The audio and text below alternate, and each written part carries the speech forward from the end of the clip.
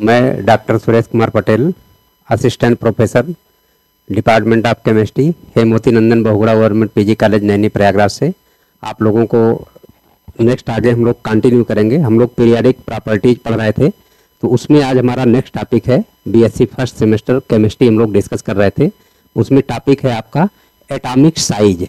देखिए, एटम के बारे में आप लोगों ने पढ़ा होगा, बोर्स ने बताया था कि एटम क्या होता है, आपका स्फेरिकल होता है। रदरफोर्ड ने भी बताया कि भाई एटम क्या होता है, स्फेरिकल होता है। अब कोई भी आपका स्फीयर अगर है तो उसकी साइज हम लोग जो है उसके रेडियस के टर्म में एक्सप्रेस करते हैं। मीन्स आपका उसके सेंटर से लेके जो सरफेस तक की डिस्टेंस होती है, इसको हम लोग क्या कहते हैं, रेडियस कहते हैं। तो कोई भी एटम है या आयन है, उसकी भी साइज को हम लोग जो है रेडियस के रूप में एक्सप्रेस करते हैं। तो मीन्स आपका कोई भी आपका एटम है, एटॉमिक साइज हम लोग कह सकते हैं, atomic size expressed in term of atomic radius. Atomic radius के रूप में हम लोग व्यक्त करते हैं। मीन्स परमाणु त्रिज्या के रूप में हम लोग किसी भी परमाणु की साइज या आकार को क्या करते हैं, व्यक्त करते हैं। अब आपका एटॉमिक रेडियस को जो है देखा जाए तो एटॉमिक रेडियस क्या होता है, अगर मैं डिफाइन करूं एटॉमिक रेडियस क्या है, ठीक।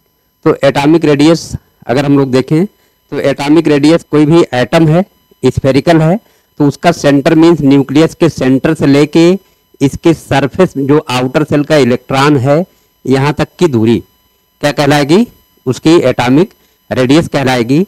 लेकिन अब आपने श्रोडिंगर वेव मैकेनिकल मॉडल भी पढ़ा होगा, तो जो इलेक्ट्रॉन है, कोई भी इलेक्ट्रॉन है तो आपका क्या होता है, वो एक तो ये हमारा डी ब्रोगली मॉडल ये कहता है कि आपका इलेक्ट्रॉन वेव के रूप में ट्रेवल करता है, और श्रोडिंगर वेव मैकेनिकल मॉडल कहता है कि इलेक्ट्रॉन की जो प्रोबेबिलिटी है वो आपका इसके न्यूक्लियस के सरफेस से लेके इनफाइनाइट डिस्टेंस तक हो सकती है। तो अब आपका हम लोग इलेक्ट्रॉन की कोई भी एटम है उसकी रेडियस को डायरेक्ट मेजर नहीं कर सकते। क्यों? क्योंकि आपका एटम में जो इलेक्ट्रॉन है वो आपका इलेक्ट्रॉन क्या है, उसकी पोजीशन निश्चित नहीं है आउटर सेल की। तो इसलिए हम लोग एटॉमिक रेडियस को इनडायरेक्टली मेजर करते हैं, ठीक है। क्या करते हैं, इनडायरेक्टली मेजर करते हैं। तो एटॉमिक रेडियस को अगर हम लोग डिफाइन करें तो क्या हो जाएगा बताइए, ये आपका न्यूक्लियस है, इसके सेंटर से लेके कहाँ तक, आउटर सेल जहां तक इलेक्ट्रॉन पाया जाता है उसके बीच की दूरी है, ठीक। तो हम लोग अगर डिफाइन करें तो एटॉमिक रेडियस क्या हो जाएगा, atomic radius is distance from the centre of nucleus to outer shell having electron present, जहां पे इलेक्ट्रॉन प्रेजेंट है, ठीक। मीन्स आपका ये स्फीयर है, एटम है, ये इसका ये न्यूक्लियस है, इसके सेंटर से ये मान लो आउटर सेल है, यहाँ से यहाँ तक की दूरी क्या कहलाएगी, कोई एटम ए है उसकी रेडियस कहलाएगी। क्योंकि इलेक्ट्रॉन की जो आउटर सेल में जो इलेक्ट्रॉन है इसकी पोजीशन डिफिनिट नहीं होती, निश्चित नहीं होती, तो इसलिए हम लोग डायरेक्ट जो है क्या कर सकते हैं, इसकी रेडियस को डिटरमाइन नहीं कर सकते। तो एक नेक्स्ट लाइन हम लोग कह सकते हैं, since position of electron in outer shell is not definite, इसकी पोजीशन डिफिनिट नहीं होती। सो एटॉमिक रेडियस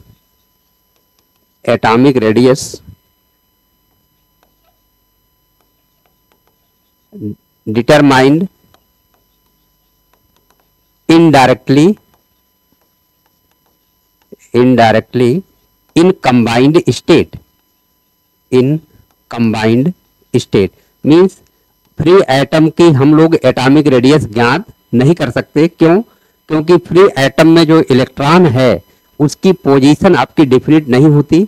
मीन्स जो आउटर न्यूक्लियस से जो आपकी आउटर सेल है इसकी इलेक्ट्रॉन की पोजीशन ही डिफिनिट नहीं है, तो हम कहाँ तक मेजर करेंगे, कभी इलेक्ट्रॉन न्यूक्लियस के नजदीक आ जाएगा, कभी दूर चला जाएगा, तो फिर हम लोग इसको मेजर नहीं कर सकते। इसलिए एटॉमिक रेडियस को हम लोग इनडायरेक्टली मेजर करते हैं।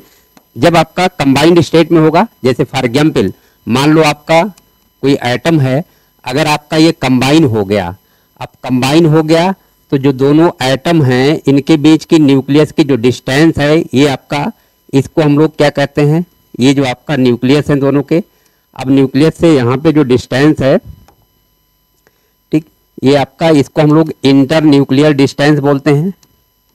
इंटर न्यूक्लियर डिस्टेंस, जब दो एटम एक दूसरे से जुड़ जाते हैं, जुड़े होते हैं, ठीक, बॉन्ड के जरिए, तो इनके नाभिकों के बीच की जो दूरी होती है उसे हम लोग क्या कहते हैं, इंटर न्यूक्लियर डिस्टेंस बोलते हैं, या इसी को हम लोग क्या कहते हैं, बॉन्ड लेंथ कहते हैं।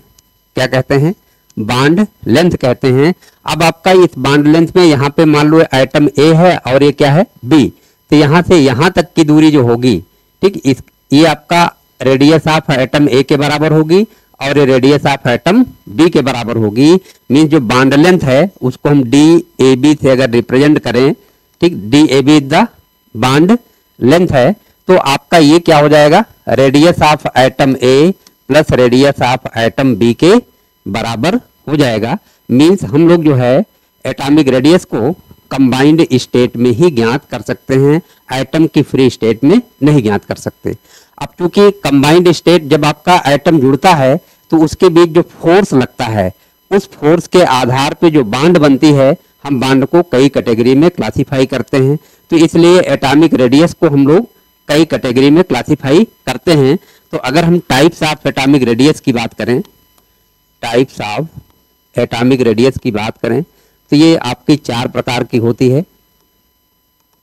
ठीक, एक तो ये कि पहला हो सकता है कि एटम के बीच कैसी बॉन्ड हो, कोवैलेंट बॉन्ड हो, तो आपका कोवैलेंट रेडियस, कोवैलेंट रेडियस। दूसरा वान डेर वाल रेडियस, वान डेर वाल रेडियस। तीसरा आयनिक रेडियस, और आपका चौथा मेटालिक रेडियस। ठीक, क्या, metallic radius. Means atomic radius को, परमाणु त्रिज्या को हम लोग जो है 4 कैटेगरी में क्लासिफाई करते हैं on the basis of nature of bond present between the 2 atoms. 2 atom के बीच किस तरीके की बॉन्ड प्रेजेंट है, उसके आधार पे हम लोग परमाणु त्रिज्या को या एटॉमिक रेडियस को 4 कैटेगरी में क्लासिफाई करते हैं। एक आपका कोवैलेंट रेडियस, जब उनके बीच क्या होता है, कोवैलेंट बॉन्ड, एटम आपके कोवैलेंट बॉन्ड के जरिए जुड़े हो सकते हैं, तो इसे हम लोग कोवैलेंट रेडियस। हो सकता है कि नॉन बॉन्डेड हो, तो आपके एटम वान डेर वाल फोर्स के जरिए जुड़ते हैं, तो वहां पे जो रेडियस निकालेंगे वो वान डेर वाल रेडियस कहलाती है। हो सकता है उनके बीच आयनिक बॉन्ड हो, आयंस हो, तो उसको हम लोग क्या कहते हैं, आयनिक रेडियस कहते हैं। और मेटल के केस में क्या होता है, मेटालिक बॉन्ड होता है, उसको हम लोग मेटालिक रेडियस कहते हैं। तो एटॉमिक रेडियस 4 प्रकार की होती है।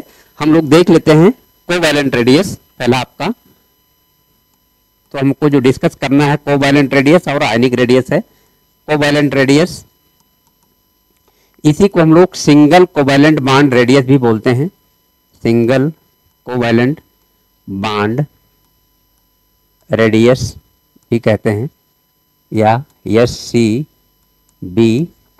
Single covalent bond radius. देखो थोड़ा सा हम लोग यहाँ समझ लेते हैं कि मान लो हमारे 2 सिमिलर एटम हैं, जैसे मान लो कोई आपका A2 मॉलिक्यूल है। अब ये A2 मॉलिक्यूल किसके जरिए जुड़ा है, एक कोवैलेंट बॉन्ड के जरिए जुड़ा है, कोवैलेंट बॉन्ड के जरिए। कैसे, सिंगल कोवैलेंट बॉन्ड के जरिए।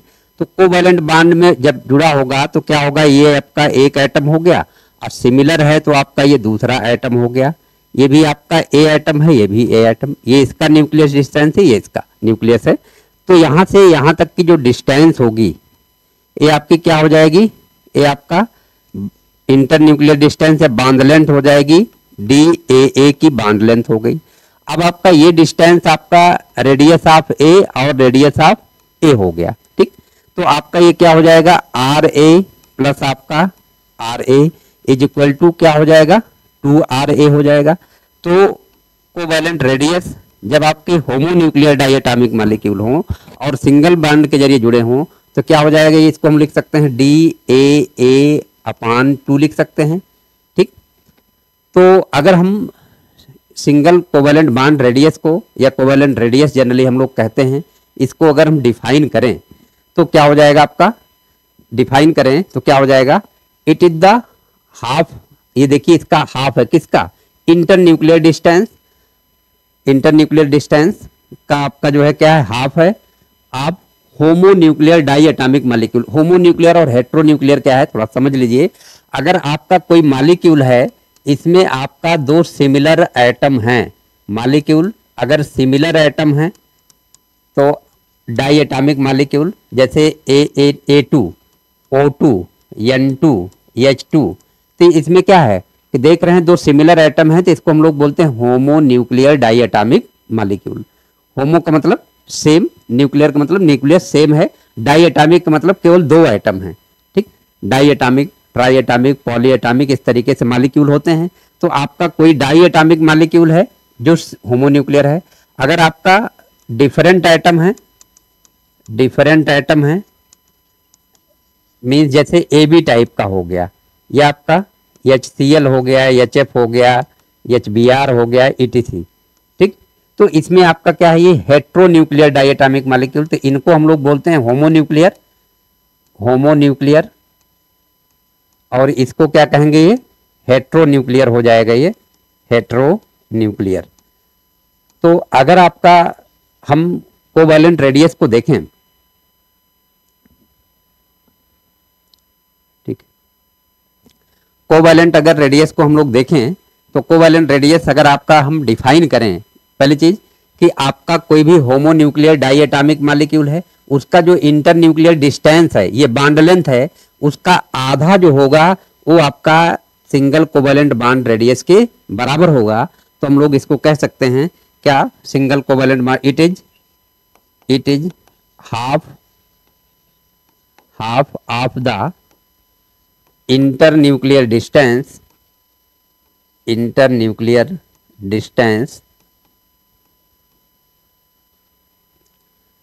Of homonuclear diatomic molecule, homonuclear diatomic molecule, diatomic molecule bonded by single covalent bond, single covalent bond.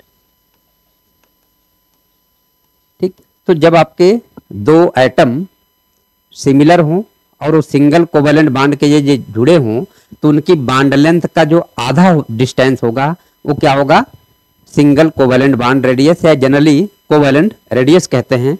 For example अगर हम बात करें H2 मॉलिक्यूल का, तो H2 मॉलिक्यूल की जो बॉन्ड लेंथ होती है, ठीक, DHH, ये आपका 0.74 एंगस्ट्रॉम होती है। देखो एटम आपका क्या होता है, बहुत छोटा होता है।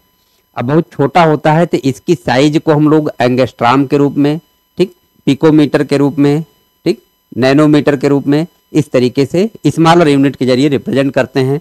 तो आपका ये 0.75 है। ये जो बॉन्ड लेंथ होती है इसको हम लोग एक्सपेरिमेंटली एक्सरे के जरिए ज्ञात करते हैं। ठीक, एक्सरे के मेथड के जरिए क्या करते हैं, ज्ञात करते हैं कि कितने आपकी न्यूक्लियस के बीच डिस्टेंस है। तो हमको मालूम हो गई डिस्टेंस 2 HH के बीच, तो आपका रेडियस ऑफ हाइड्रोजन एटम क्या हो जाएगा, आपका DHH/2 is equal to 0.74/2 is equal to 0.37 angstrom हो जाएगा। ठीक, क्या हो जाएगा, 37 एंगस्ट्रॉम हो जाएगा। इसी तरीके से अगर हम क्लोरीन मॉलिक्यूल की बात करें, ठीक, Cl2 मॉलिक्यूल की बात करें, तो Cl2 मॉलिक्यूल में दो क्लोरीन एटम के बीच सिंगल बॉन्ड होता है और DCl जो बॉन्ड लेंथ होती है 1.98 एंगस्ट्रॉम होती है। ये किसके जरिए ज्ञात की जाती है, ये एक्सरे मेथड के जरिए ज्ञात करते हैं। तो आपका यहाँ पे रेडियस ऑफ Cl जो हो जाएगा वो क्या हो जाएगा, DCl/2 is equal to 1.98/2 0.99 angstrom हो जाएगा एंड सो ऑन। अब देखो यहाँ पे हमने कहा कि जो कोवैलेंट बॉन्ड होना चाहिए वो सिंगल कोवैलेंट बॉन्ड होना चाहिए।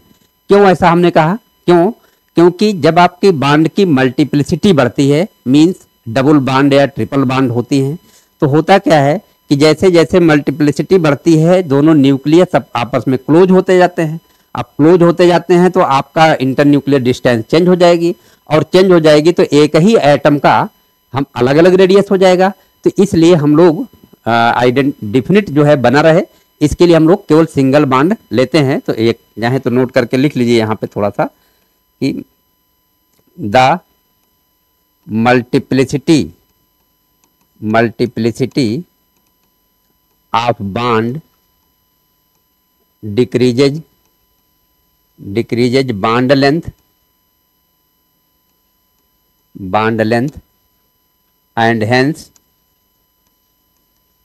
radius decreases।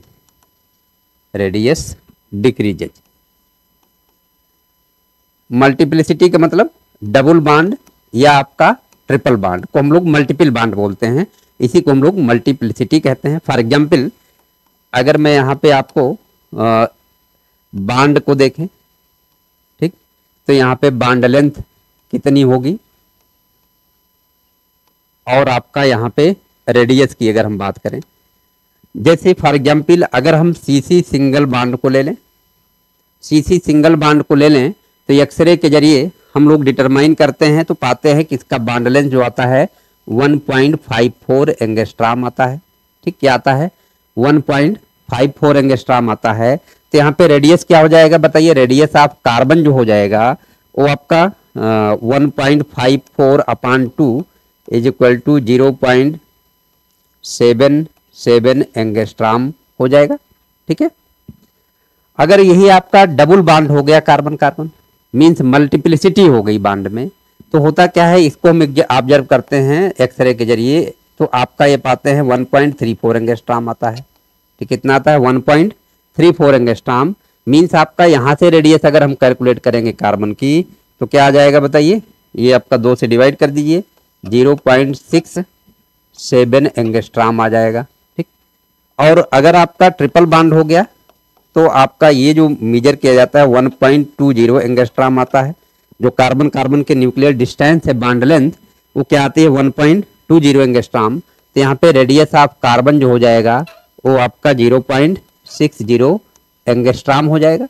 तो यहाँ पे देख रहे हैं मल्टीप्लिसिटी बढ़ने पे बॉन्ड लेंथ घट जाती है। अब बॉन्ड लेंथ घटेगी तो रेडियस भी क्या होगी? कम होगी। इसीलिए हम लोग डिफिनीशन में क्या यूज करते हैं कि covalent radius is the half of the internuclear distance of homonuclear diatomic molecule bonded with single covalent bond. मतलब अगर आपके होमोन्यूक्लियर डाइएटॉमिक मॉलिक्यूल है, सिंगल कोवैलेंट बॉन्ड के जरिए जुड़े हैं, तो उनके जो इंटरन्यूक्लियर डिस्टेंस है उसका आधा भाग क्या कहलाएगा? उस एटम की रेडियस कहलाएगा। ठीक, अब देखो heteronuclear for heteronuclear diatomic molecule, for heteronuclear diatomic molecule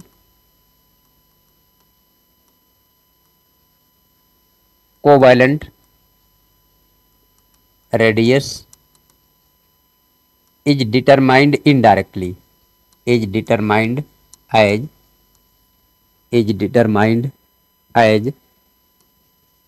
जैसे मान लो आपको कार्बन हाइड्रोजन का है। ठीक, अब ये बॉन्ड लेंथ हमको एक्सरे के जरिए मिल गया, तो अब हम लोग इसका अगर हमको बॉन्ड लेंथ रेडियस ज्ञात करना है कार्बन का, ठीक, तो हम लोग पहले क्या करेंगे, कोई भी एक इसका डाइएटॉमिक मॉलिक्यूल ले लेंगे। जैसे इसके लिए हमको रिक्वायर क्या होगा? एक तो आपका DH2 का रिक्वायरमेंट होगा, मीन्स आपका DH2 देखा जाए तो 0.74 एंगस्ट्राम होता है। ठीक, तो यहाँ से पहले हम क्या करते हैं, रेडियस ऑफ हाइड्रोजन निकाल लेते हैं 0.37 एंगस्ट्राम। ठीक है, और ये बॉन्ड लेंथ हम लोग ये पाते हैं कि जब इसको एक्सरे के जरिए हम लोग ज्ञात कर लेते हैं। ठीक, तो एक्सरे के जरिए जो आपकी बॉन्ड लेंथ आती है ये आपका 1.14 एंगस्ट्राम आती है। देखिए ये आपका कार्बन हाइड्रोजन का बॉन्ड लेंथ हमको एक्सरे के जरिए कितनी मिल जाती है? 1.14 एंगस्ट्राम। अब हमको रेडियस ऑफ कार्बन ज्ञात करना है, तो क्या होगा बताइए, यहाँ पे D C H is equal to क्या होगा, this is equal to radius of carbon plus आपका रेडियस ऑफ हाइड्रोजन। ठीक, अगर कार्बन आपका है और आपका हाइड्रोजन है, तो आपका ये मान लो हमारा क्या है, ये कार्बन है, ये हाइड्रोजन है, तो आपका ये डी सी एच है, तो ये आपका radius of carbon, radius of hydrogen. तो जो डी सी एच का मान होगा वो आपका radius of carbon plus radius of hydrogen के बराबर होगा। तो आपका यहाँ से हमको एक्सरे के जरिए मिल गया 1.14 एंगस्ट्रॉम, और ये रेडियस ऑफ कार्बन ज्ञात करना है, ये आपका आ गया 0.37 एंगस्ट्रॉम। तो रेडियस ऑफ कार्बन क्या हो जाएगा, यहाँ से हम लोग 1.14 माइनस 0.37 एंगस्ट्रॉम, इस तरीके से हम लोग इनडायरेक्टली क्या करेंगे, इसको ज्ञात कर लेंगे। ठीक है, क्लियर हो गया। तो हम लोग किसी भी हेट्रोन्यूक्लियर डायटोमिक मॉलिक्यूल से भी रेडियस, पहले उसके हम किसी एक मॉलिक्यूल का क्या करते हैं, single covalent bond radius homonuclear diatomic से मॉलिक्यूल से कैलकुलेट करते हैं बॉन्ड लेंथ को एक्सरे के जरिए, तब फिर इसको हम लोग इनडायरेक्टली कैलकुलेट करते हैं। ठीक, नेक्स्ट है वांडर वाल रेडियस की अगर हम बात करें, वांडर वाल रेडियस। ठीक, तो वांडरवाल रेडियस, क्योंकि वांडरवाल बहुत ही वीक फोर्स होता है और ये नॉन बॉन्डेड मॉलिक्यूल्स या एटम्स के बीच लगता है। वांडरवाल फोर्स जो होता है ये क्या, ये बॉन्ड आपका force, van der Waals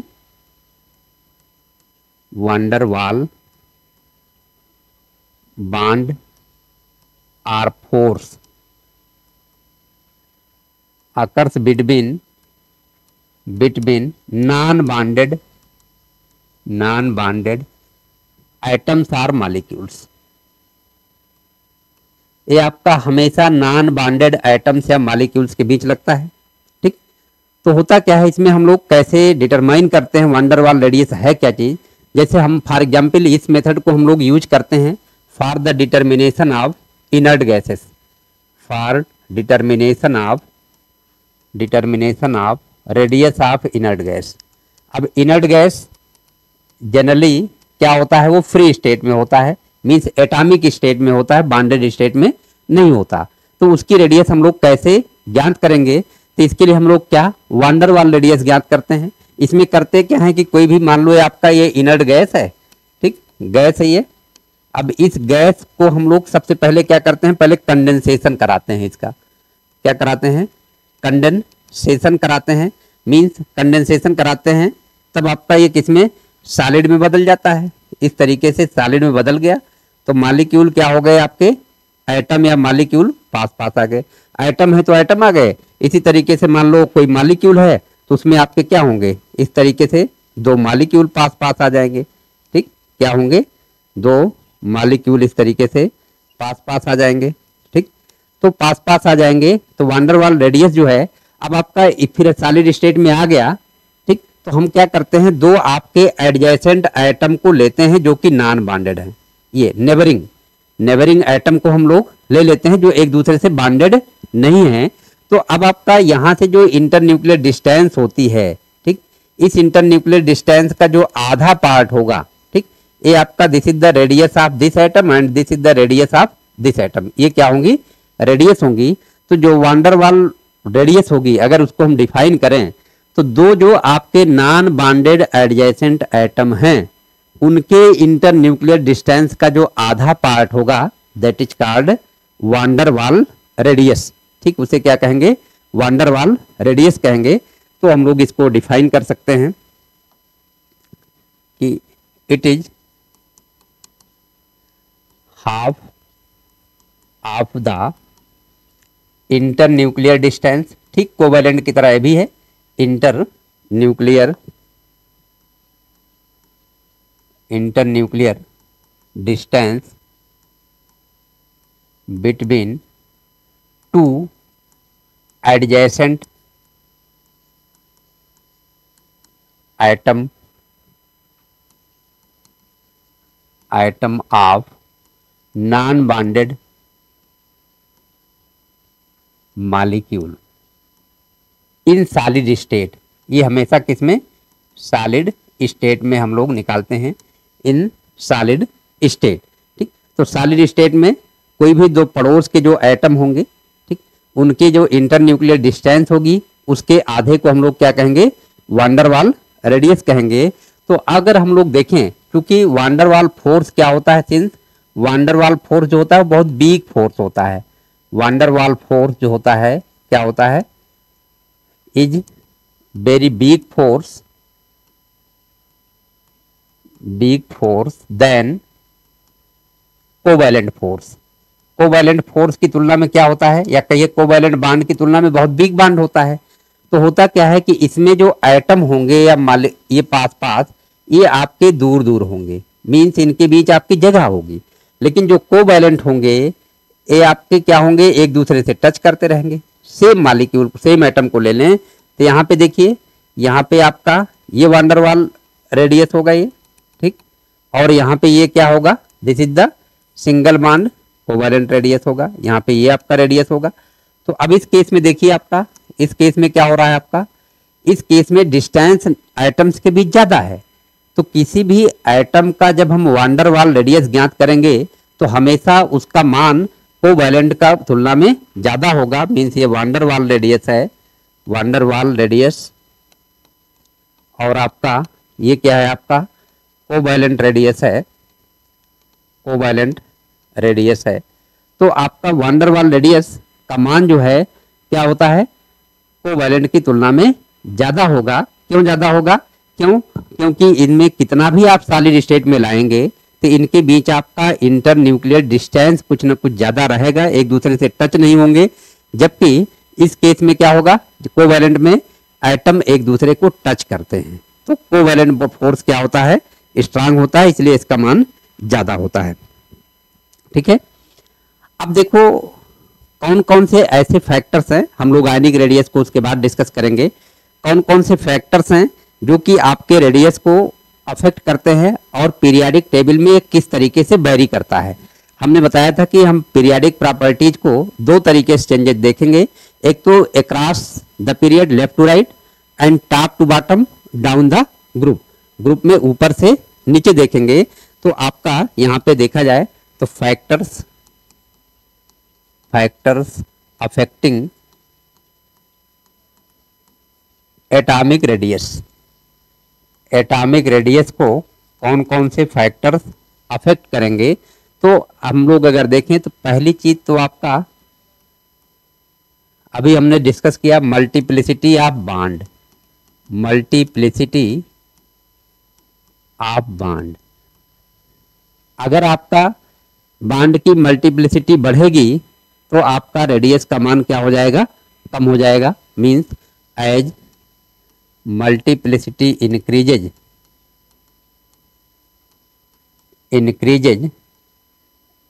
bond length decreases, bond length क्या होगा, डिक्रीजेज, ये डिक्रीज करेगा।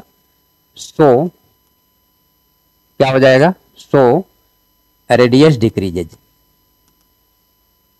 इसलिए हम लोग क्या करते हैं, इस कमी को दूर करने के लिए हम लोग केवल सिंगल कोवैलेंट बॉन्ड से ही रेडियस को निकालते हैं। दूसरा चीज आपका न्यूक्लियर चार्ज, न्यूक्लियर चार्ज या कहिए एटॉमिक नंबर कह सकते हैं, ठीक, क्या एटॉमिक नंबर। अब देखो अगर आपका ये मान लो हमारा एटम है, यहाँ पे ये न्यूक्लियस है, इसका चार्ज Ze के बराबर होता है, इसका यहाँ पे E, यहाँ पे अगर ये पॉजिटिव चार्ज होता है नेगेटिव चार्ज होता है। अगर न्यूक्लियर चार्ज का मान बढ़ेगा तो फोर्स ऑफ अट्रैक्शन क्या होगा, क्योंकि आप जानते हैं कि electrostatic force of attraction is directly proportional to charge on the ions, या जो भी चार्ज स्पीसीज हैं उनमें आपका चार्ज जितने ज्यादा होता है, मीन्स ये आपको पढ़ा है आप लोगों ने, force Q1 Q2 upon R square. तो आपका फोर्स का मान ज्यादा होगा तो साइज का मान क्या हो जाएगा, पहली चीज कम हो जाएगा। मीन्स जैसे जैसे न्यूक्लियर चार्ज का मान बढ़ता जाएगा, वैसे अगर नंबर ऑफ सेल सेम है तब वैसे वैसे उसका जो है साइज क्या होता जाएगा, कम होता जाएगा। क्यों, क्योंकि फोर्स ऑफ अट्रैक्शन बढ़ेगा। तो मीन्स हम लोग कह सकते हैं एज न्यूक्लियर चार्ज इंक्रीजेज, जैसे जैसे इंक्रीज करेगा force of attraction force of attraction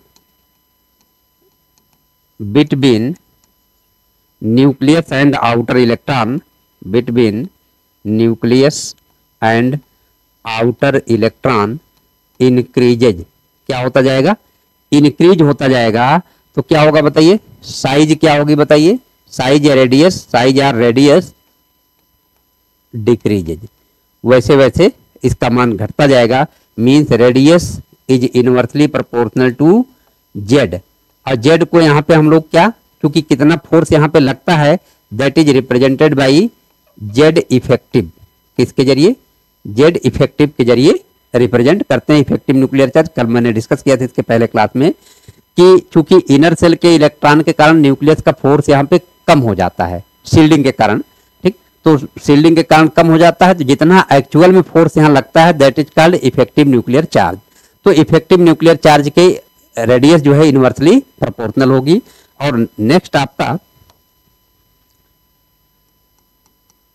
number of shell, number of shells.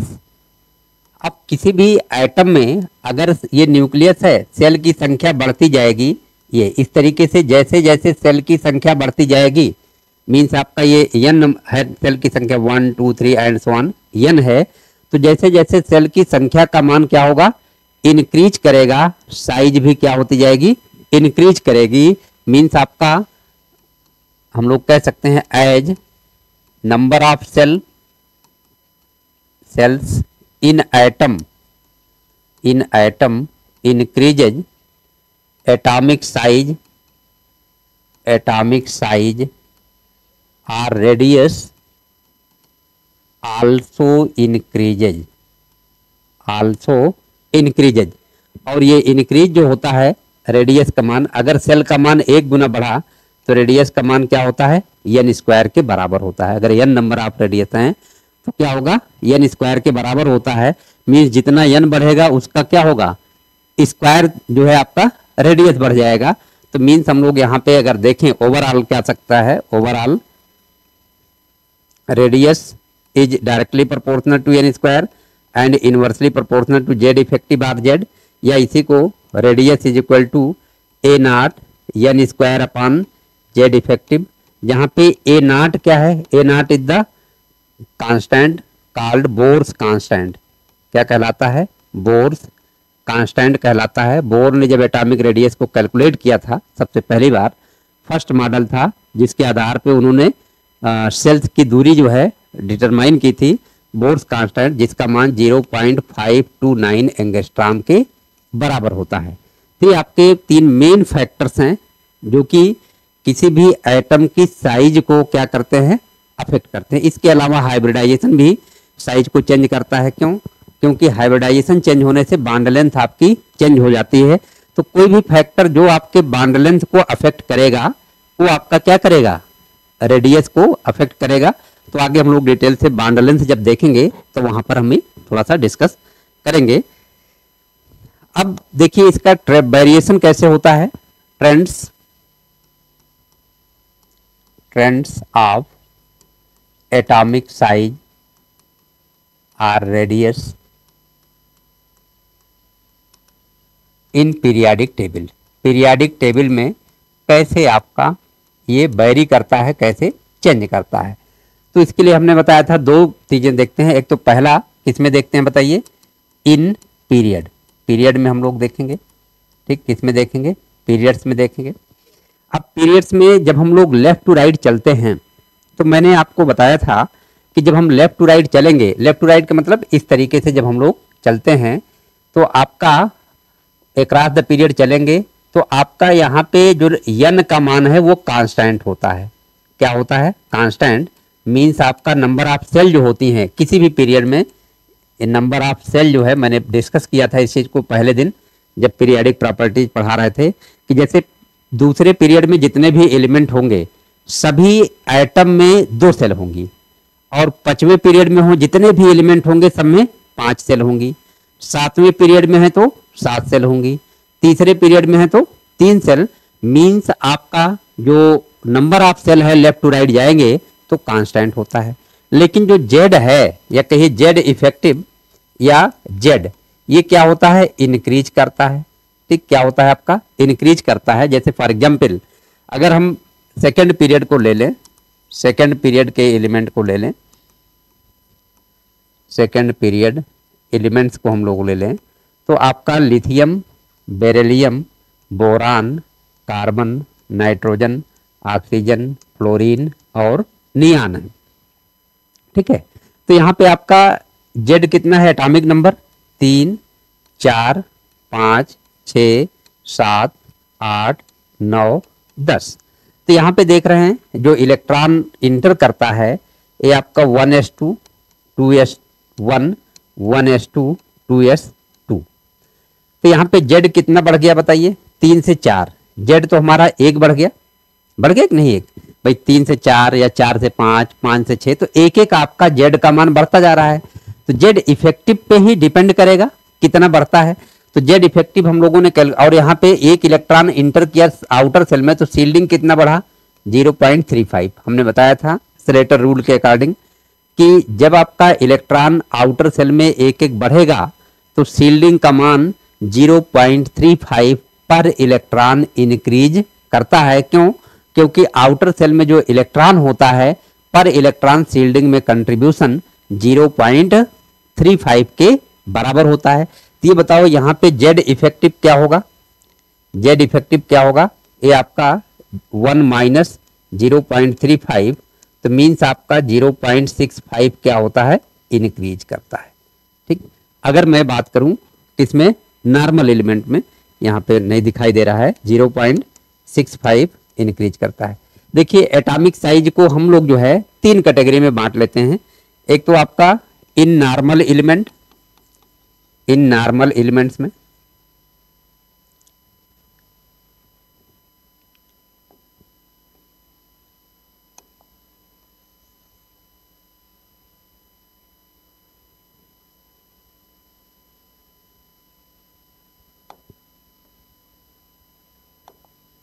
In normal element, normal element का मतलब आपके S and P block except zero group, S and P block except zero group. ठीक, क्योंकि इसमें electron किसमें, outer cell में enter करता है, और डी में हमने बताया था किसमें, पेनल्टीमेट में, और इनर ट्रांजिशन में एंटी पेनल्टीमेट में। तो एटॉमिक साइज में चेंजेस कैसे होता है उसको हम 3 कैटेगरी में बांट लेते हैं। पहला आपका हो गया क्या, नॉर्मल एलिमेंट्स में। तो नॉर्मल एलिमेंट्स में एक तरीके से जब हम लेफ्ट टू राइट मूव करेंगे, ठीक, क्या करेंगे, left to right across a period, across a period क्या होता है, जेड इफेक्टिव इंक्रीजेज 0.65 पर एटम। हर एटम पे क्या होगा, 0.65 बढ़ता जाता है। जबकि यन का मान क्या होता है, बट यन क्या होता है, यन कांस्टेंट होता है। अब यन आपका कांस्टेंट होता है तो आपका आर इज इक्वल टू हमने पढ़ा कि A naught N square upon Z effective. तो इसको हम लोग लिख सकते हैं, चूंकि ये कांस्टेंट है तो आपका एक तरीके से इनवर्सली प्रोपोर्शनल जो हम लोग कह सकते हैं केवल जेड इफेक्टिव पे डिपेंड करेगा। अब चूंकि जेड इफेक्टिव इंक्रीज कर रहा है तो साइज क्या होगी, डिक्रीज करेगी। मींस लेफ्ट टू राइट हम लोग कह सकते हैं कि आपका across a period, across a period atomic size decreases, atomic size decreases। ठीक, क्यों डिक्रीज करेगा, because Z effective increases. Means जो न्यूक्लियस का आउटर सेल पे फोर्स ऑफ अट्रैक्शन है उसका मान क्या होता है, इंक्रीज करता है, इसलिए आपका एटॉमिक साइज का मान डिक्रीज करेगा। For example order of atomic size अगर हम बात करें, order of atomic size of second period की हम बात करें तो क्या होगा, लिथियम का सब ज़्यादा होगा बेरिलियम की तुलना में। बेरिलियम का बोरान थे, कार्बन, फिर आपका नाइट्रोजन, फिर आपका ऑक्सीजन, तब आपका फ्लोरीन। फ्लोरीन तक लेते हैं, क्योंकि हम लोग कोवैलेंट रेडियस जो है केवल फ्लोरीन तक ज्ञात करेंगे। इनर्ट गैसेस का क्या होता है, वंडरवाल, या कह सकते हैं इनर्ट गैसेस का ज़्यादा हो जाएगा। ठीक, क्यों, क्योंकि यहाँ पे ज़्यादा क्यों हो गया, क्यों हो गया? क्योंकि इसमें आपका इलेक्ट्रॉन जो इंटर करता है वो किस में इंटर करता है, सॉरी जो रेडियस हम लोग निकालते हैं वो वान डेर वाल रेडियस निकालते हैं। तो एक लाइन चाहे तो लिख सकते हैं, हम लोग कह सकते हैं सो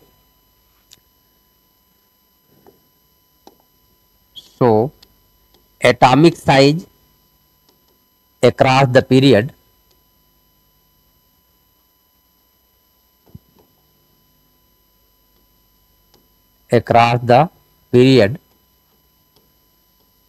decreases up to halogen. Halogen तक क्या होता है? डिक्रीज करता है। ठीक, क्या होता है? डिक्रीज करता है। ठीक, but atomic size of inner, इसको जो है ये 7वां जो ग्रुप होता है हमने बताया था ये 7th है पी ब्लॉक का, इसको हैलोजन बोलते हैं। ठीक, फ्लोरीन फैमिली को हम लोग क्या कहते हैं? Halogen.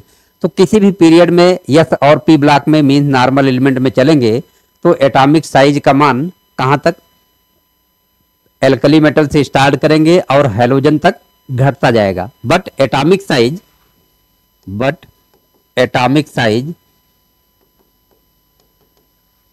of inert gas is more than halogen, is more because अधिक होता है। क्यों? because it is considered as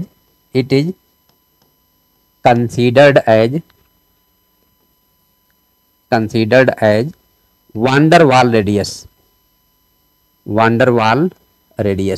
क्यों? क्योंकि इसमें van der Waal रेडियस हम लोग निकालते हैं और van der Waal रेडियस का मान हमेशा कोवैलेंट रेडियस की तुलना में क्या होता है? ज्यादा होता है। फॉर एग्जाम्पल अगर मैं बात करूं लिथियम से लेके आप चलेंगे फ्लोरीन तक तो डिक्रीज करेगा, फिर आपका नियान पे जाएंगे तो क्या होगा? इंक्रीज करेगा। जहाँ पे लिथियम का एटॉमिक साइज अगर हम बात करें 1.34 एंगस्ट्रॉम होता है, 1.34 एंगस्ट्रॉम, ये घटते घटते यहाँ पे 0.77 एंगस्ट्रॉम आ जाता है। और जो नियान है इसका जो साइज हो जाता है 1.646 एंगस्ट्रॉम के बराबर होता है। 72 एंगस्ट्रॉम ये 1.60 एंगस्ट्रॉम के बराबर। तो देख रहे हैं यहाँ से लिथियम से फ्लोरीन तक घट के कहाँ कितना आ गया? 1.34 एंगस्ट्रॉम से लेके 0.72, लेकिन नियान का बढ़ गया। यहाँ ऐसा नहीं कि बढ़ जाता, लेकिन क्योंकि जब हम मेजर करते हैं तो आपका नियान एटम क्या होते हैं? नियान एटम एक दूसरे से कितना भी क्लोज होंगे सॉलिड स्टेट में, इनकी भी डिस्टेंस बनी रहेगी। लेकिन कोवैलेंट में क्या होगा? टच कर जाएंगे। तो साइज आपका केवल मेथड ऑफ डिटर्मिनेशन डिफरेंट है, इसलिए डिफरेंट होता है। ठीक, तो हम लोग कह सकते हैं कि किसी भी पीरियड में जो हैलोजन होंगे उनकी एटॉमिक साइज सबसे स्मॉलेस्ट होगी और एल्कली जो होंगे उनकी आपके जो एटॉमिक रेडियस है कोवैलेंट रेडियस सबसे हाईएस्ट होगी। लेकिन एटॉमिक साइज की बात करें तो सबसे बड़ी आपकी इनर्ट गैसेस की होगी किसी भी पीरियड में। तो हम लोग कह सकते हैं कि स्मॉलेस्ट को इन ए पीरियड 10 हम लोग कह सकते हैं 10 in a period smallest covalent radius क्या का होगा बताइए? स्मॉलेस्ट कोवैलेंट रेडियस जो होगा, कोवैलेंट रेडियस ये आपका किसका होगा? हैलोजेंस का होगा। मीन्स आपका 7th ए ग्रुप का होगा। ठीक, 7th ए ग्रुप का होगा या कहिए हैलोजेंस का होगा। और लार्जेस्ट कोवैलेंट रेडियस किसका होगा बताइए? एल्कली मेटल का होगा। एल्कली मेटल्स का होगा। मीन्स फर्स्ट ए, इनको जो पहला ग्रुप होता है ये फर्स्ट ए को हम लोग क्या कहते हैं? एल्कली मेटल कहते हैं। क्यों? क्योंकि ये एल्कलाइन होते हैं। तो मैंने आपको वहाँ पे बताया भी था कि जो फर्स्ट ग्रुप का फर्स्ट ए ग्रुप है, सब ग्रुप है, उसको हम लोग क्या कहते हैं? Alkaline metal. क्यों? क्योंकि इनके जो सॉल्यूशंस होते हैं वो आपके हाईली बेसिक होते हैं, इसलिए इनको एल्कलाइन मेटल्स कहा जाता है या एल्कली मेटल्स कहा जाता है। तो आपका ये, अब आपका अगर हम बात करें स्मॉलेस्ट एटॉमिक साइज किसकी होगी बताइए? स्मॉलेस्ट एटॉमिक साइज की अगर हम बात करें किसी भी पीरियड में तो क्या होगी, हैलोजेंस की होगी। लेकिन अगर हम बात करें लार्जेस्ट एटॉमिक साइज की, लार्जेस्ट एटॉमिक साइज की बात करें तो किसकी होगी, ये आपकी इनर्ट गैसेस की होगी। ठीक, किसकी होगी, इनर्ट गैसेस। क्यों, क्योंकि यहाँ पे आपका साइज आपकी सबसे बड़ी आएगी। क्यों, क्योंकि यहाँ पे हम लोग वान डेर वाल रेडियस ज्ञात करते हैं। ठीक है, नेक्स्ट आपका इन ग्रुप में कैसे चलेंगे हम लोग, इन ग्रुप पीरियाडिक टेबल में दो तरीके से प्रॉपर्टीज में चेंजेस हमको देखने होते हैं। एक आपका अक्रॉस द पीरियड, दूसरे आपका डाउन द ग्रुप। तो जब हम लोग डाउन द ग्रुप चलेंगे, ऐसे चलते हैं। ठीक, तो हमने आपको बताया था डाउन द ग्रुप चलेंगे तो ये बताओ n का मान क्या होता है, means number of cell increase करता है, सेल की संख्या बढ़ती जाती है। जैसे पहले पीरियड से गए आप दूसरे पीरियड में, एक सेल से 2 सेल हो गया, और दूसरे से तीसरे में गए 2 से 3 हो गया। इस तरीके से आप जैसे जैसे डाउन होते जाएंगे वैसे वैसे नंबर ऑफ सेल का मान इंक्रीज कर जाए। n का मतलब नंबर ऑफ सेल, मैंने आगे डिस्कस किया था। और जेड इफेक्टिव हमने आपको बताया था, क्योंकि सिग्मा भी आपका बढ़ता है, जेड भी बढ़ता है, ये क्या होता है, ओवरऑल आपका कांस्टेंट होता है। तो जब हम ऊपर से नीचे चलते हैं तो देखो जेड का मान भी बढ़ता है और आपका शील्डिंग का मान भी बढ़ता है। और हमने आपको बताया था कि जो आउटर सेल होती है जैसे ही नीचे जाएंगे वो इनर सेल हो जाएगी। तो शील्डिंग का मान भी बहुत ज्यादा बढ़ता है, एटॉमिक नंबर ज्यादा बढ़ने के साथ साथ शील्डिंग का मान भी क्या होता है, बहुत ज्यादा बढ़ता है। इसलिए आपका जेड इफेक्टिव क्या होता है, कांस्टेंट होता है। तो ओवरऑल रेडियस हम लोग कह सकते हैं कि directly proportional to n square. जब हम डाउन द ग्रुप चलेंगे तो जो रेडियस होगी वो आपके n स्क्वायर के डायरेक्टली प्रोपोर्शनल होगी। तो हम लोग कह सकते हैं, क्यों, क्योंकि फार्मूला हमारा क्या है, R is equal to A naught n square upon Z effective. अब ये constant, a naught constant, Z effective constant, तो आपका हमारा वैल्यू किस पे रेडियस डिपेंड करेगा, n स्क्वायर पे। मीन्स जब हम मूव करेंगे लेफ्ट टू राइट, ठीक, क्या, और सॉरी डाउन द ग्रुप हम जो जब मूव करेंगे तो नंबर ऑफ सेल का मान क्या हो जाएगा, बढ़ता जाएगा। ठीक, अब नंबर ऑफ सेल का मान बढ़ता जाएगा तो एटॉमिक साइज क्या होगा, क्या होगा, atomic size increases down the group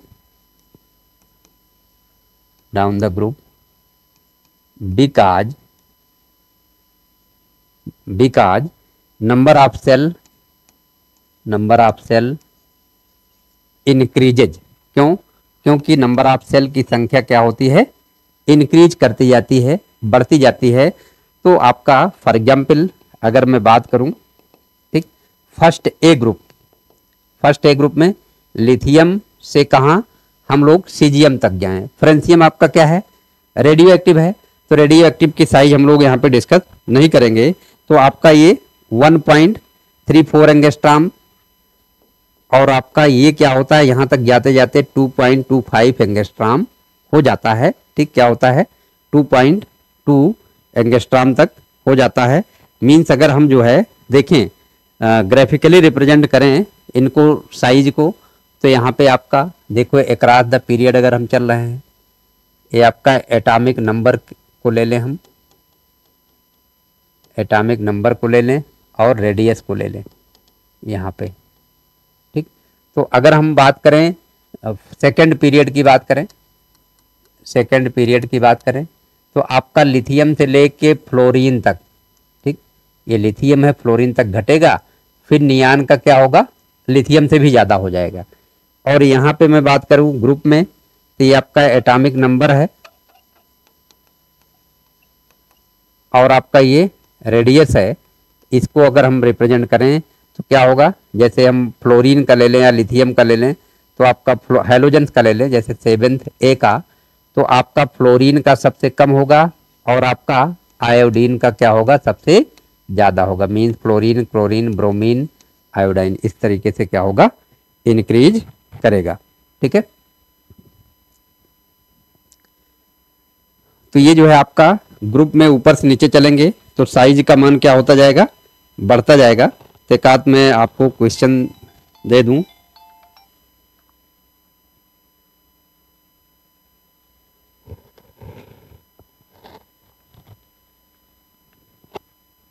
ठीक है, एक आध क्वेश्चन हम लोग कर लेते हैं यहाँ पे।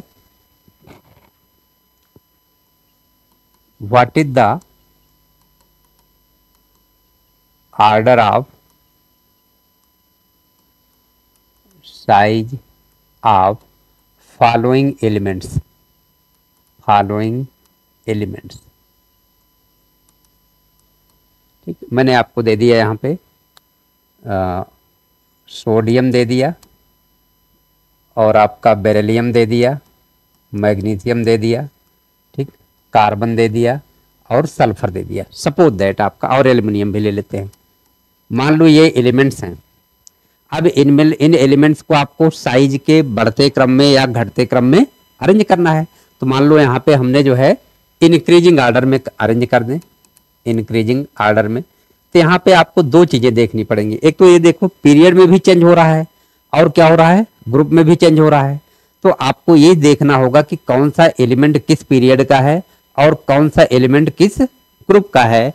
तो यहाँ पे आपका देखो सोडियम है, बेरिलियम ये आपका सेकंड पीरियड का क्या है, बेरिलियम है, कार्बन, बेरिलियम कार्बन ये सभी के सभी सेकंड पीरियड के हैं।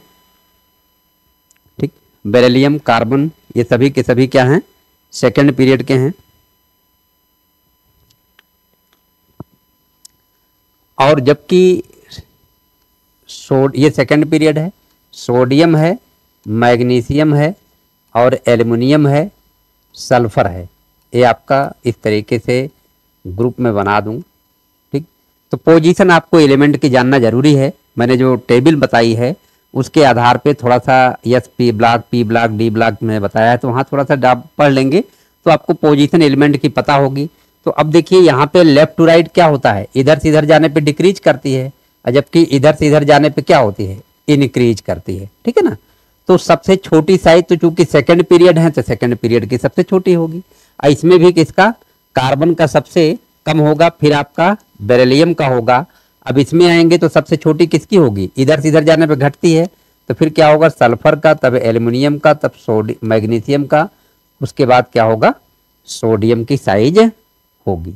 तो इस तरीके से हम कोई भी एलिमेंट है, कुछ एलिमेंट दिए गए हैं पीरियोडिक टेबल में, उनकी पोजीशन हमको पता है तो हम लोग साइज को उसके ऑर्डर में अरेंज कर सकते हैं। ठीक है। नेक्स्ट अगर हम लोग देखें ट्रांजिशन एलिमेंट्स में, ये तो हो गया नॉर्मल एलिमेंट में, यस और पी ब्लॉक में कैसे साइज चेंज होती है। इन ट्रांजिशन एलिमेंट के बात करें, अगर डी ब्लॉक में हम देखें कैसे चेंज होती है साइज। इन ट्रांजिशन एलिमेंट्स की अगर हम बात करें तो ट्रांजिशन एलिमेंट्स में जो इलेक्ट्रॉन इंटर करता है वो किस में इंटर करता है, पेनल्टीमेट सेल में इंटर करता है। ठीक, फॉर एग्जाम्पल इसमें इलेक्ट्रॉन क्या होता है, electron enters in penultimate shell, penultimate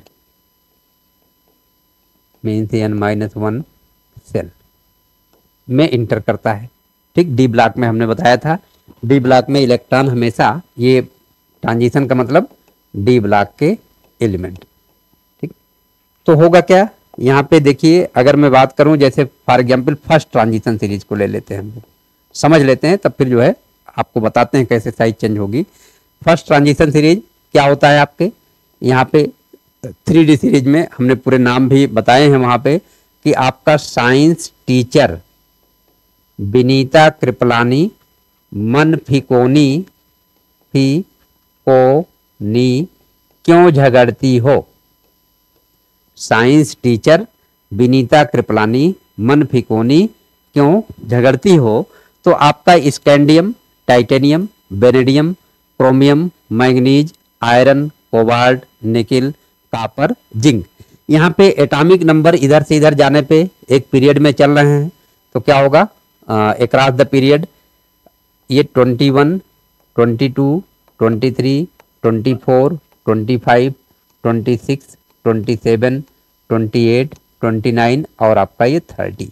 ठीक, तो एटॉमिक नंबर बढ़ रहा है। अब यहाँ पे इलेक्ट्रॉन जो इंटर करता है ये क्या है, 3d14s2 है, ये क्या हो जाता है 3d24s2, आउटर सेल का कॉन्फ़िगरेशन अगर हम देखें तो ये यहाँ पे जेड बढ़ा कितना बताइए, जेड आपका 1 बढ़ा। अगर एक स्कैंडियम से टाइटेनियम में गए तो जेड कितना बढ़ गया, 1 बढ़ गया, एटॉमिक नंबर 1 बढ़ गया।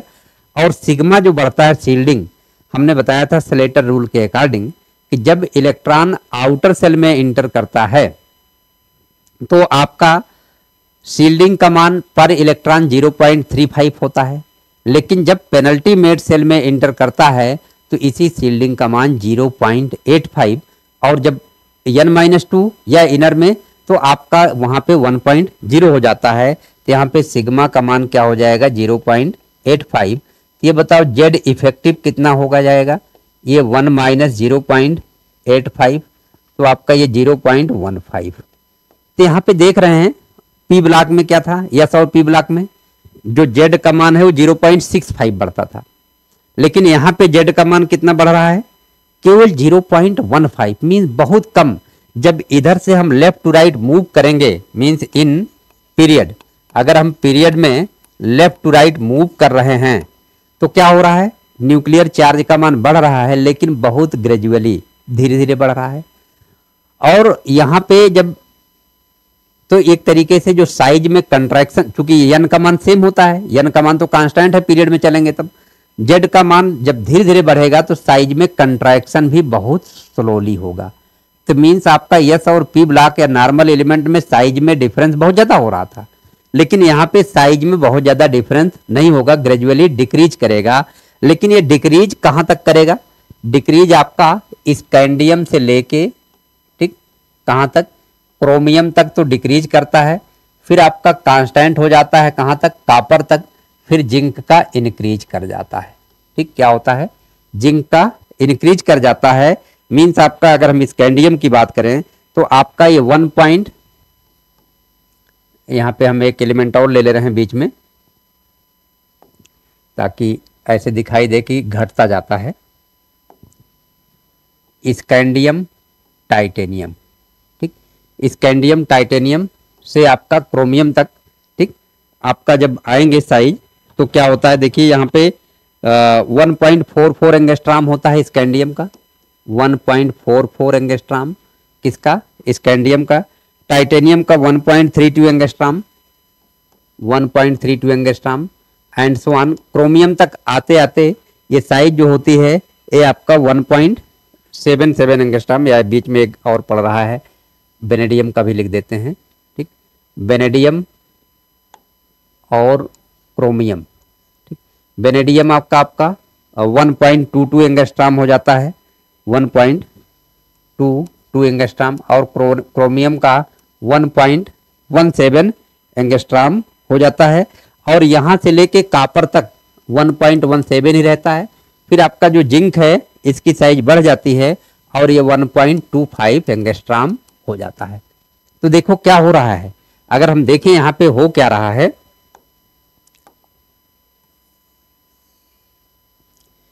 स्कैंडियम से हम चले कहाँ तक, क्रोमियम तक डिक्रीज हुआ, और क्रोमियम के बाद फिर कॉपर तक कांस्टेंट रहा, फिर आपका जिंक का क्या हो गया, थोड़ा सा बढ़ गया। ठीक, जिंक का क्या हो गया, थोड़ा सा बढ़ गया, मीन्स ये 1.44 एंगस्ट्राम, ये आपका 1.17 एंगस्ट्राम, 1.17 एंगस्ट्राम, ये आपका 1.25 एंगस्ट्राम हो गया। ऐसा क्यों हो गया, देखिए जेड इफेक्टिव का मान धीरे धीरे बढ़ रहा है। अब धीरे धीरे बढ़ने से होता क्या है कि कंट्रैक्शन धीरे धीरे साइज में होता जाएगा। अब क्रोमियम तक आते आते डी में इलेक्ट्रॉन अनपेयर्ड होते हैं सभी, लेकिन जब क्रोमियम के आगे हम बढ़ते हैं तो होता क्या है कि डी में इलेक्ट्रॉन की पेयरिंग होना स्टार्ट होती है। तो होता क्या है कि डी डी इलेक्ट्रॉन के बीच रिपल्सन होने लगता है, और ये रिपल्सन इतना होता है, ठीक, डी डी इलेक्ट्रॉन पेयरिंग जब होती है तो क्या होता है, इलेक्ट्रॉन इलेक्ट्रॉन रिपल्सन इंक्रीज कर जाता है। मीन्स एक ऑर्बिटल में जब दो दो इलेक्ट्रॉन आते हैं तो एक दूसरे को रिपेल करते हैं, और रिपेल करते हैं तो जो जेड इफेक्टिव हमारा बढ़ता रहता है 0.15, जेड इफेक्टिव जो इंक्रीज रहता है ये क्या होता है, इंक्रीज होता है, दिस इज कैंसिल्ड। क्या होता है, ये कैंसिल्ड हो जाता है। तो इसलिए साइज में कोई भी चेंजेज नहीं होते, अप्रोक्सीमेट सेम साइज होती है। और ये केवल फर्स्ट ट्रांजिशन सीरीज में ही नहीं, जितने भी ट्रांजिशन सीरीज हैं सभी में आपका साइज का मान क्या होता है, पहले आपका घटता जाता है कहाँ तक, ये आपका 6B तक, 6B तक, थर्ड बी से लेकर के 6B तक घटता जाता है, या कहिए थर्ड ग्रुप से लेके 6 ग्रुप तक घटता जाता है। फिर आपका 10वें 11वें ग्रुप तक क्या होता है, ये फर्स्ट बी या कहिए 11वें ग्रुप तक कांस्टेंट होता है। फिर आपका 12वें का थोड़ा सा बढ़ जाता है। अब यहाँ बढ़ क्यों गया, क्योंकि आपका D10 हो जाता है, और D10 हो जाता है तो इलेक्ट्रॉन इलेक्ट्रॉन के बीच रिपल्सन आपका बढ़ जाता है, और बढ़ जाता है तो जिसके कारण आपका जो इफेक्टिव न्यूक्लियर चार्ज बढ़ रहा है वो उसकी तुलना में ज़्यादा बढ़ जाता है। अब ज़्यादा बढ़ जाएगा तो आपका जब न्यूक्लियर अट्रैक्शन कम होगा तो साइज में बढ़ जाएगी, मीन्स आपका जिंक की साइज क्या होगी, कापर की तुलना में ज़्यादा होगी। तो ओवरऑल आपका ट्रांजिशन एलिमेंट्स का आर्डर ये होगा। ये आपका ये सभी सीरीज में, चाहे वो 3D सीरीज, हमने जैसे 3D सीरीज का लिया या फर्स्ट ट्रांजिशन सीरीज, यही आर्डर आपका सेकेंड ट्रांजिशन सीरीज, यही आर्डर आपका थर्ड ट्रांजिशन सीरीज, यही आर्डर आपका क्या होता है फोर्थ ट्रांजिशन सीरीज में भी आता है। तो हम लोग जो है नेक्स्ट, तो ये क्लियर हो गया, या एक लाइन हम चाहे तो लिख सकते हैं यहाँ पे इस चीज को, since shielding by n-1d electron is so high, बहुत ज़्यादा होता है। कितना होता है बताइए, हमने बताया था कि यहाँ पे 0.85 होता है शील्डिंग, ठीक, क्या होता है बहुत हाई होता है, is so high, so effective nuclear charge, effective nuclear charge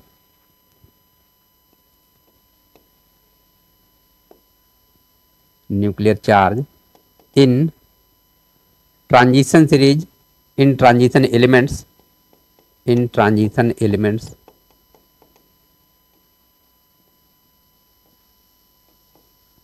increase very low या increases slowly,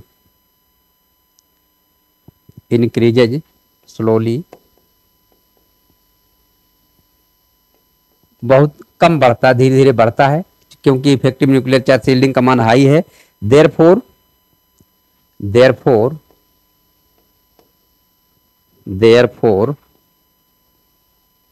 atomic size also decreases slowly, ठीक, यहाँ पे देख रहे हैं 1 पॉइंट, मतलब पॉइंट में आपकी कमी हो रही है, 1.42, 1.32, 1.22, ठीक, 1.17 and so on, and becomes constant in middle, becomes constant in middle due to dd repulsion, dd electron repulsion. और बीच में जाने पे क्या होता है, इलेक्ट्रॉन dd रिपल्सन इतना ज्यादा हो जाता है कि आपका एन्यूल्ड हो जाता है, जो इफेक्टिव न्यूक्लियर चार्ज इंक्रीज कर रहा है वो समाप्त हो जाता है। तो साइज क्या होती है, n का मान सेम, ये क्या हो जाता है सेम होता है, ठीक। नेक्स्ट आते हैं हम लोग तीसरा, इनर ट्रांजिशन एलिमेंट में साइज कैसे चेंज होता है, इन इनर ट्रांजिशन एलिमेंट्स या एफ ब्लॉक एलिमेंट्स में, इनर ट्रांजिशन एलिमेंट्स या कह सकते हैं एफ ब्लॉक में किस तरीके से साइज का चेंजेज होता है।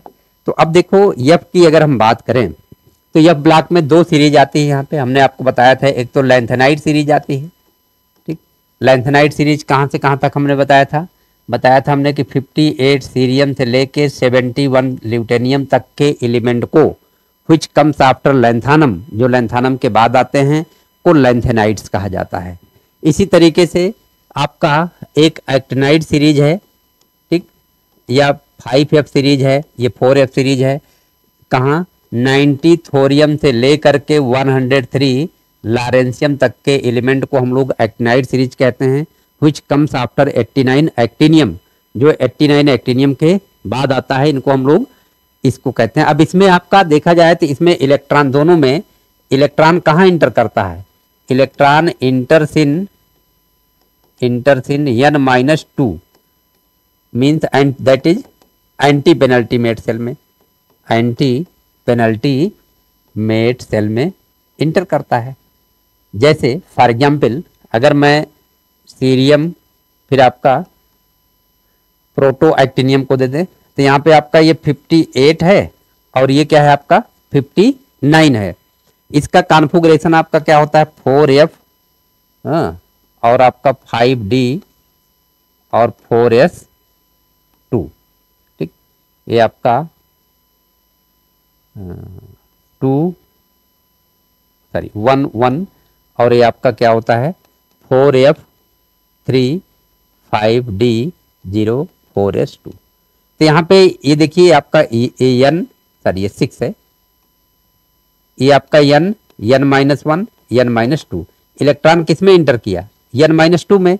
तो N -2 में इंटर करता है तो स्लेटर रूल क्या कहता है कि जो पर इलेक्ट्रॉन शील्डिंग होगी वो कितनी होगी 1.0 होगी। तो यहाँ पे Z का मान कितना बढ़ा 1 बढ़ा और शील्डिंग का मान 1.0। ये बताओ Z इफेक्टिव क्या होगा, Z इफेक्टिव 1 - 1 = 0। N का मान चूंकि कांस्टेंट है, N का मान कांस्टेंट है और आपका Z इफेक्टिव भी क्या आ गया, Z इफेक्टिव क्या आ गया कांस्टेंट आ गया, कोई चेंजेज नहीं है। तो इनर ट्रांजिशन एलिमेंट्स में साइज में कोई चेंजेज नहीं होना चाहिए। लेकिन हमने आपको बताया था कि जो ऑर्डर ऑफ शील्डिंग होता है, ऑर्डर ऑफ शील्डिंग जो होता है अगर आपका जो है याद हो तो हमने बताया था सेल सेम है तो H की सबसे ज्यादा, P की सबसे कम, फिर D का, फिर सबसे कम शील्डिंग F की होती है।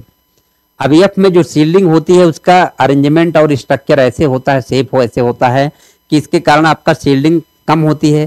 तो इलेक्ट्रॉन आपका इंटर किस में कर रहा है F में कर रहा है, और जब F में कर रहा है तो इसमें जो शील्डिंग का मान है, ठीक, इसमें जो आपका शील्डिंग का मान है वो क्या होगा 1 की बजाय कुछ कम होगा।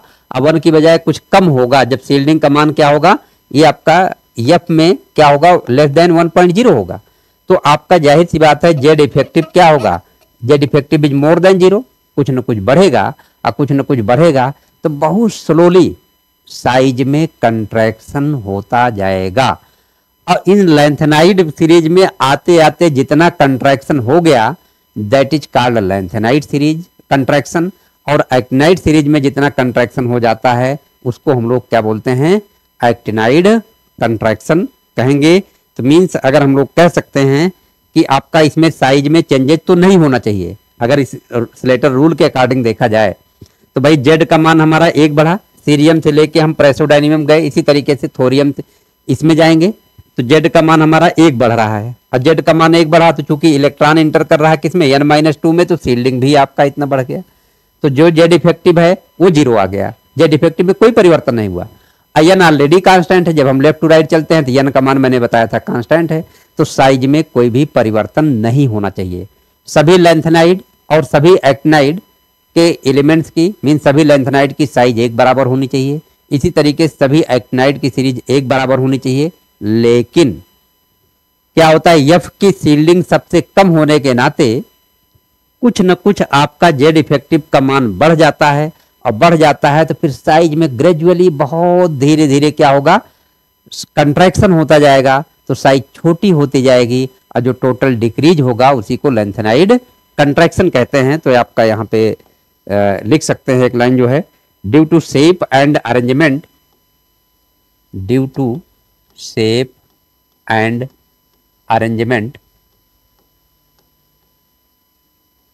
अरेंजमेंट या of F orbitals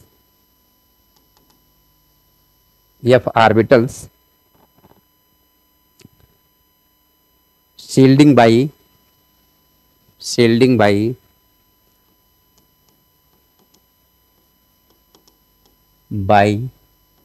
N-2 electrons, shielding by N-2 electrons is not very effective, is not very effective, hence Z effective increases gradually increases slowly, increases slowly, so atomic size gradually, gradually का मतलब बहुत कम मात्रा, gradually धीरे धीरे, decreases, gradually decreases, ठीक।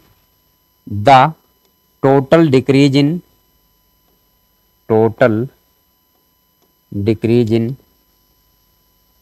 atomic size of lanthanide series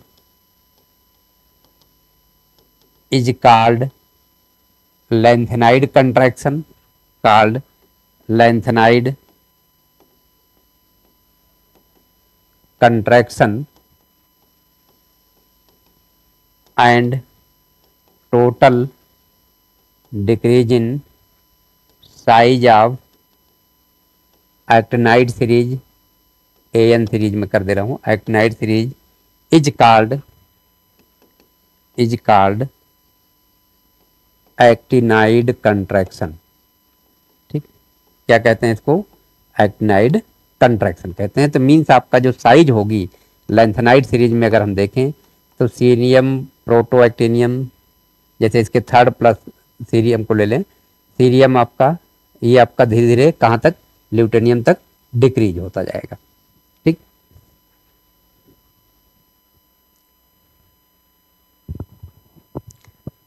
ठीक है, क्या होगा? साइज डिक्रीज होगा। अब इस लैंथेनाइड कंट्रैक्शन का इफेक्ट क्या होता है थोड़ा सा देख लेते हैं।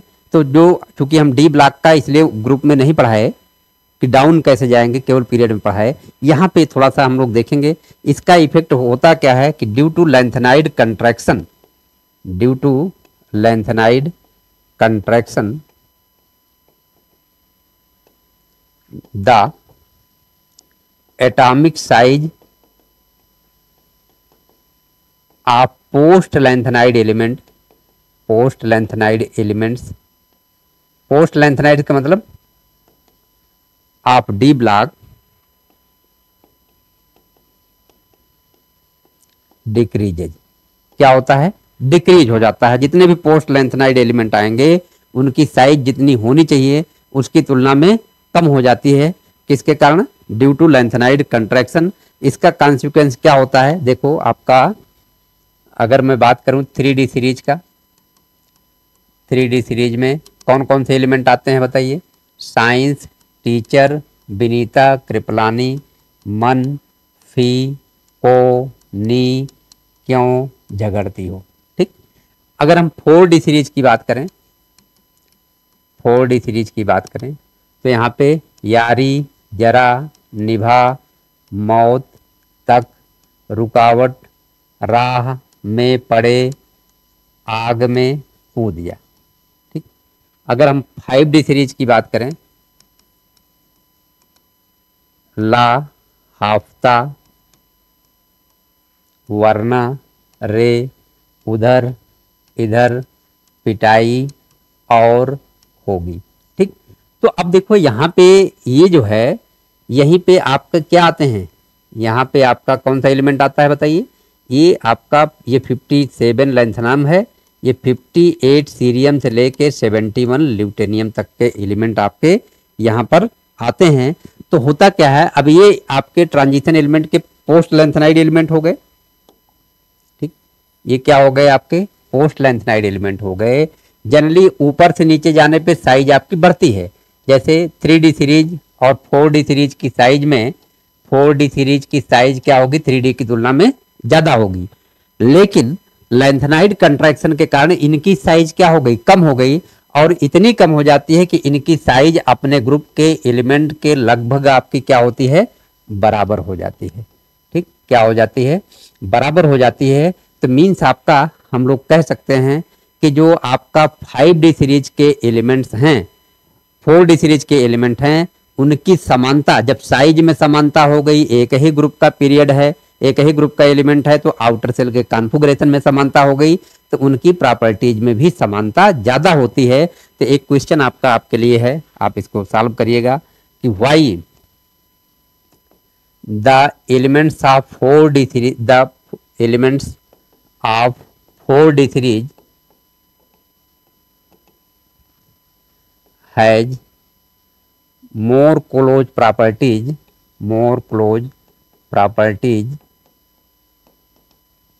to 5D series element than 3D series element। जो 4D सीरीज के एलिमेंट्स हैं इनके गुणों में समानता 5D की तुलना में क्या होती है, 5D से ज्यादा है इन कंपेरिजन टू 3D की तुलना में। तो क्यों हो गया, क्योंकि ड्यू टू लेंथेनाइड कंट्रैक्शन, ठीक, due to lanthanide contraction the atomic size of 5D series element from 72 hafnium to 80 Hg, ठीक, becomes approximate equal to the size of the 4D series element in the corresponding group। उस group में जो elements हैं उनकी size के बराबर हो जाती है लेंथेनाइड कंट्रैक्शन कारण, इसलिए उनकी प्रॉपर्टीज में भी समानता होती है। तो इसके आगे हम लोग नेक्स्ट जो है आयनिक साइज डिस्कस करेंगे नेक्स्ट लेक्चर में।